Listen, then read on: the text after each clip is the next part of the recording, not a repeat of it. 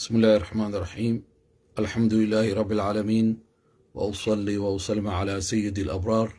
سيدنا محمد وعلى آله وصحبه وسلم أجمعين. السلام عليكم ورحمة الله وبركاته. أهل خيرك دقيسانايو أما إداوانايو waxaan idinkugu salaamayaa salaanta islaamka. assalaamu calaykum waraxmatullaahi wabarakaatuh. si kooban ilaahay idinkiisa waxaan ka hadli doonaa fadliga maalinta carafa, isla markaasna waxaan xusi doonaa su-aal la soo celceliyey oo la isoo weydiiyey. su-aashaas oo ahayd haddii maalinta carafada iyo maalinta jimcaha isku beegmaan mala soomi karaa maalintaasi jimcaha keliya, carafa ahaan ma loo soomi karaa, mise waa in lagu daraa maalinta ka horeysa ee khamiista ah? marka hore waxaan rabaa fadliga maalinta carafa oo kooban. maalintan waa maalin weyn. maalinta carafa waxay ku jirtaa 10kii maalmood oo ilaahay subxaanahu wa tacaala uu ku dhaartay. horta fadli waxaa ku filan dhaarta ilaahay uu ku dhaartay maalmahaasi 10ka ah, walfajr walayaalin cashr. 10kaasi habeen culammadu waxay ku fasireen inay tahay 10ka dilxaj. culummada waxay dood ka sameeyeen 10ka ugu dambeeya ee bisha ramadaan iyo 10ka ugu horeeya ee dilxaj. waxay weydiiyeen su-aal ah 10kii fadli badan. waxaa la soo ururiyey jawaabta. waxaa la yidhi 10ka ugu dambeeya ee ramadaan habeenadooda ayaa ugu fadli badan, sababtoo ah habeenka laylatulqadarka ayaa ku jira, oo ah habeenada ilaahay u abuuray habeenka ugu fadli badan. laakiin 10ka dilxaj maalmo ahaan ma ah habeene ahaan, maalmo ahaan waxaa ugu fadli badan 10ka dilxaj, sababtoo ah waxaa ku jira yooma carafa oo ah maalin aada u weyn. dad culummo ah oo waaweyn oo diinta aada u baara ayaa waxay ku soo gunaanudeen maalinta carafa inay fadli weyn ay u samaysay 10ka ugu horeeya ee bisha dilxaj oo hadda aan ku dhex jirno. bisha ramadaan marka la fiiriyo, habeenka laylatulqadarka ee habeenkii weynaa qur-aanka isagoo duuduub ah hal mar samaa adduunya la soo dejiyey, habeenkaasoo la qariyey, iyadana waxay fadli u yeeshay bisha ramadaan oo dhan. habeenka laylatulqadarka waa la qariyey, cid og ma lahan meeshay ku jirto. laakiin yooma carafa lama qarin, waa la muujiyey. yooma carafa dadka xujayda aan ahayn in ay soomaan ayaa sunno ah. nabiga calayhi salaatu wasalaam xadiis ayaa laga wariyey oo uu dhahayo innii axtasibu cala allah, ilaahay subxaanahu wa tacaala ayaa waxaan ka filinayaa ajar siyaamu yowma carafa, maalinta carafa soonkeeda, oo xadiiska micnihiisu uu yahay ilaahay inuu qofka u dhaafayo dembiyadii sanadkii lasoo dhaafay iyo dembiyadii uu galay sanadka ku xigo oo sanadkan ah. marka fadaa'isheeda waxaa ka mid ah 2 sano ayaa lagu dembi dhaafayaa. fadaa'isheeda waxaa ka mid ah 720 maalmood dembi aa gashay oo ilaahay kaa dhaafaya. halkan dunuubta la dhaafaya waxaa waaye dembiyada yaryarka oo dhan ilaahay subxaana wa tacala wuu ka cafinaya. laakiin ilaahay subxaana wa tacaala dembiyada waaweyn si uu kaaga cafiyo waxay u baahan tahay towba, inaad toobad keento. fadliga maalintan waxaa ka mid ah ilaahay subxaana wa tacaala wuxuu xoreynayaa tirada ugu badan oo cadaab geli lahayd oo ilaahay cadaabta ka xoreynaya. waxaa la rajaynayaa dadka sooman maalintaasi ilaahay inuu ku daro kuwa uu ka xoreynayo cadaabtiisa. fadliga maalintaasi waxaa ka mid ah qur'aanka oo ah dastuurka ama shuruucda ama life styleka qofka muslimka ah noloshiisa oo dhan uu ku hagayo. aayaddii ugu dambaysay ee lagu soo gunaanuday waxaa la soo dejiyey yooma carafa. aayadda ku jirta fi suurati almaa'ida: alyawma akmaltu lakum diinakum wa atmamtu calaykum nicmatii wa radiitu lakum alislaama diina. aayaddaas ilaahay uu leeyahay maanta waxaan soo dhammaystiray diintiinnii, waxaad ku dhaqmi lahaydeen noloshiinna oo dhan, waxaan idin dhammaystiray nicmo ilaahay uu bixitii ugu weyneed waa diinta islaamka, waxaan raali idinkaga noqday islaamka inaad ku dhaqantaan. halkan waxaa laga fahmayaa maalintaas inay maalin weyn tahay.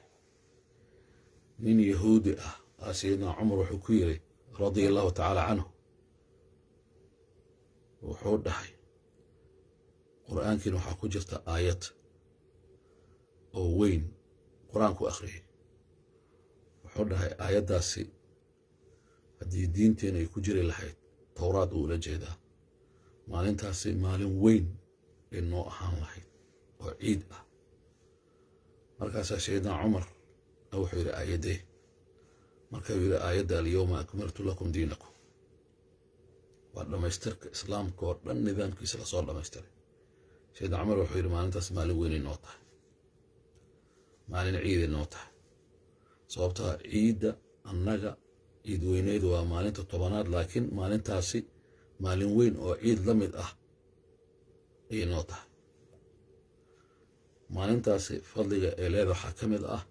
xadiis ayaa rasuulku wuxuu yidhi calayhi salaatu wasalaam: maalmo qorax u soo baxdo maalmaha ilaahay abuuray,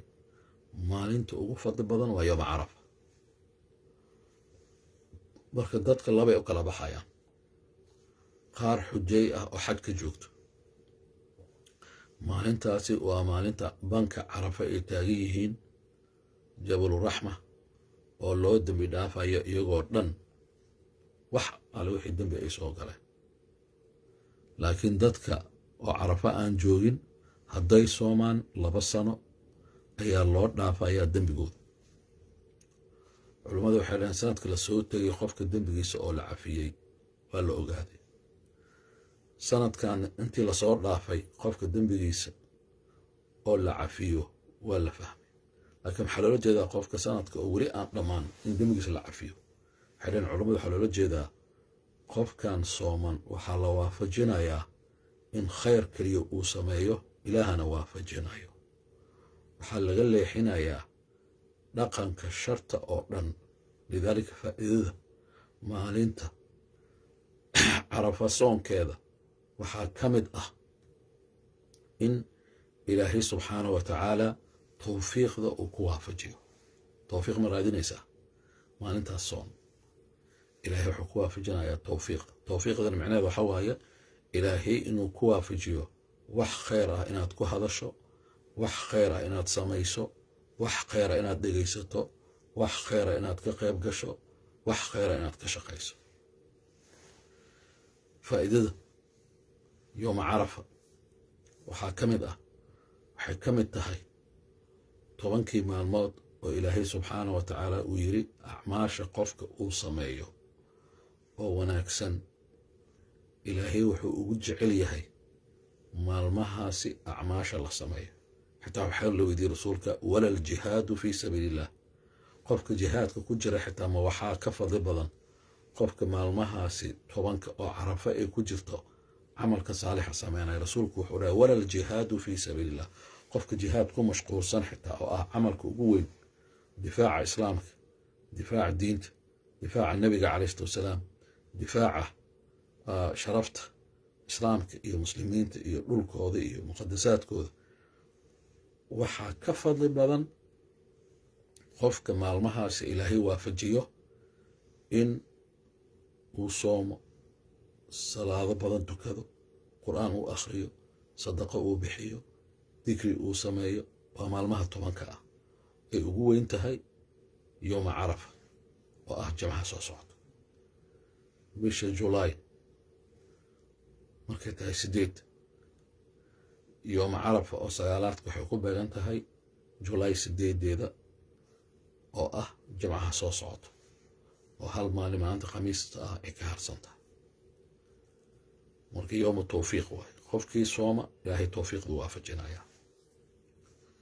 waxaa kaloo maalintaasi ka mid ah fadligeeda dadka sooman maalintaas ilaahay wuu ku faanayaa malaa'igtiisu ugu faanayaa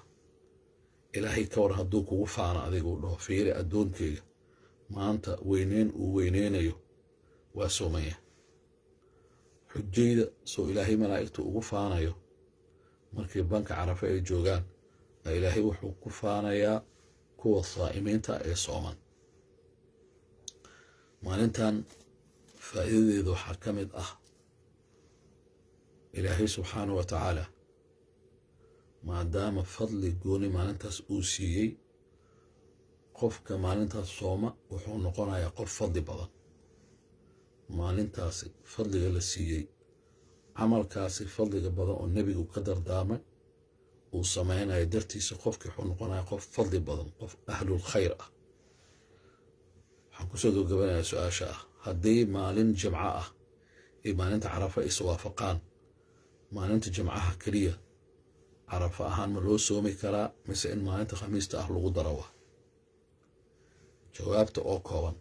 dadka su-aasha weydiinaya waxay ka soo maqleen culummo dhehaysa maalinta jimcaha keligeed lama soomi karo waa inuu qofka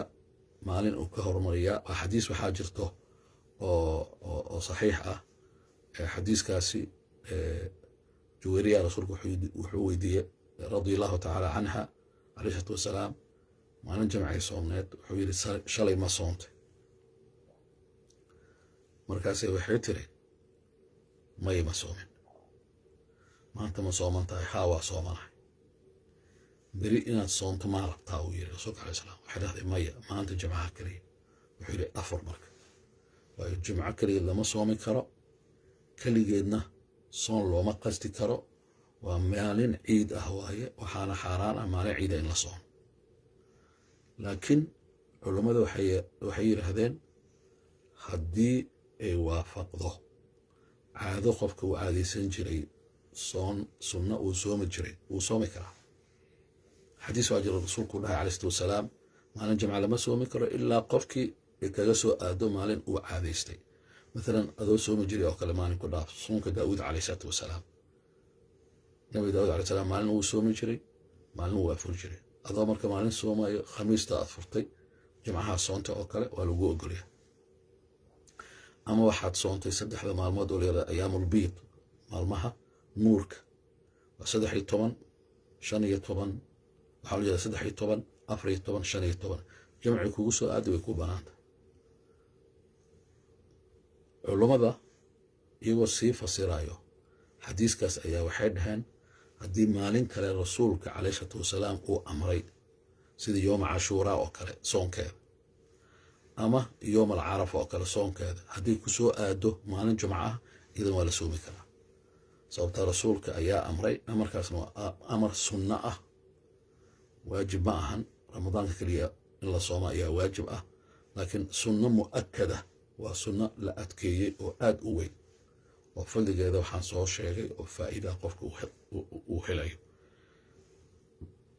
ilaahay subxaanahu wa tacaala waxaan baryaynaa inta ilaahay uu waafajiyo casharkan kooban waxaan ilaahay weydiisanaynaa maalintaasi soonkeeda ilaahay una waafajiyo maalintaasi ilaahay dembigeena inuu dhaafo haddii dembi weyn aan samaynayna qof walba ilaahay u toobadkeen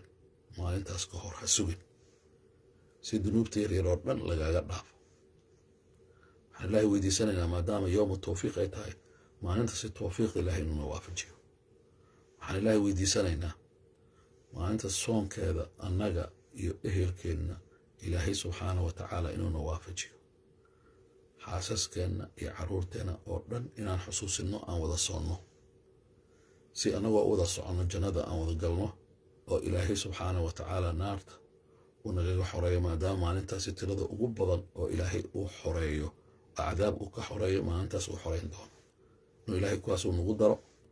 mar haddii cadaabta lagaa xoreeyana adiga iyo cadaab isma arkaysaan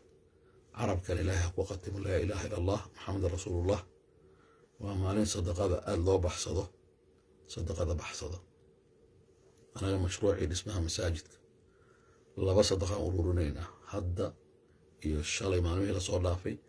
ilaa maalinta ciidda waa wadaynaa sadaqadaasi qaybna dhismaha masaajidka ay aadaysaa qaybna mashruuca kaalmaynta abaaraha Soomaaliya ayaan u diraynaa hay-adda almustaqiim foundation ayaa qaadayso marka qofkii masjid dacwa mashruuca weyn dhismaha ee masaajidka wax ku sadaqaysana waa waqtigii saxda ahaa oo sadaqada fadligeeda aad u badan tahay adoo ku soo hagaajinaya taaj iyo dahabshiil haddaad dibadda maraykanka aad ku nooshahay haddaad gudaha ku nooshahayna ajirkaasi faraha badan oo maalmahan saad u hesho yaysan ku dhaafin cash app iyo zelle ayaad ku soo diri kartaa oo masjid dacwa haddaad soo codsato hadduu ilaahay yiraahdo waa soo qoraynaa insha allah informationka sadaqada la xiriirto laakiin maalmahaasi 5 ayaan idinkula dardaarmayaa maalmaha soo haray inaad samaysaan 1 maalin walba quraanka akhri 3 maalin walba dikri samee 2 dikri samee maalin kasta 3 haddaad soomi karta maalin kasta soom khaasatan maalinta carafa ee jimcaha soo socda keligeed waad soomi kartaa maalin haddaad ka hormarayso waa khayr haddaad ka hormarin weyso waa lagaa aqbalaya insha allah maalin keligeed waad soomi kartaa 4 sadaqada ha ilaabin sadaqada maalintaas sadaqa buuran way ka duwan tahay maalmaha kale maasha doonta waad la jeclaato ku bix 5 ha ilaabin maalintaasi takbiirta si gooni ah sayidina cumar waxaa la soo wariyey banaanka inuu u soo baxo uu ku dhawaaqi jiray allahu akbar allahu akbar allahu akbar الله أكبر كبيرا والحمد لله كثيرا وسبحان الله بكرة وأصيلا تكبير تاسق خاصة والنبي عليه الصلاة والسلام حديث كبير مالمان وحد كب حسان التهليل والتحميد والتكبير والتصبيح وكما قال النبي عليه السلام تصبيح به هي تحميد الحمد لله هي تكبير الله أكبر هو التهليل لا إله إلا الله كب حية قولوا قولي هذا وأستغفر لي ولكم والسلام عليكم ورحمة الله وبركاته.